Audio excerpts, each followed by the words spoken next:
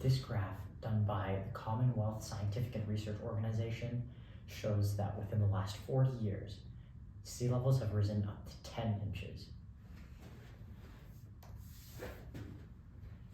Sea levels rising have many negative effects all around the world, but how does chemistry tie into these causes and effects of sea levels rising? Well, let's dive into that. This demonstrates the chemistry-related causes of sea level rises, specifically global warming and the increased greenhouse gases, which is warming our oceans, causing thermal expansion, which increases our sea levels. We first looked at a study done by Summerfield and Brown, which was to measure the effects of our rising sea temperatures on things like coral life. In this study, they show a depiction of our sea level temperatures, sea surface level temperatures on the vertical axis, and the years on the x-axis. It shows an increase in sea surface level temperatures over the past couple decades, which correlates with our data on the slides, showing an increase in sea level rises. These rising sea temperatures are in part caused by global warming and the increased presence of greenhouse gases.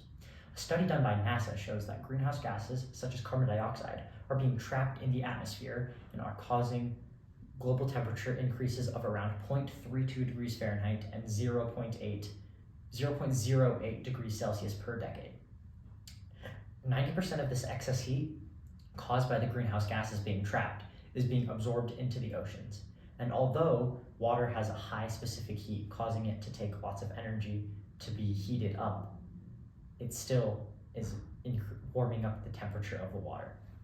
In another study, Martin Vermeer and Stefan Ramstorff found a link between global temperature and global sea level. In this study, they created a projection from the years 1950 to 2100 of our sea levels based on 3 emission scenarios. In all cases, there was an exponential increase in sea level. Additionally, in the study, they noted that from between the years 1961 to 2003, 25% of sea level rises was due to thermal expansion.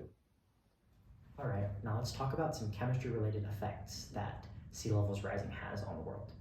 As sea levels start to rise and carbon dioxide gets absorbed into the water, a chemical reaction of carbon dioxide, water, and calcium carbonate happens, creating 2 bicarbonate ions. The ocean is naturally supersaturated with calcium carbonate, but as more of these reactions take place, the calcium carbonate becomes unsaturated in areas of the ocean.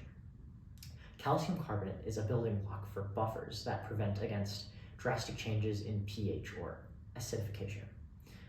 As less of these calcium carbonate ions are available as they are being used up in these reactions, there are less buffers which allow the ocean to become more acidic or basic.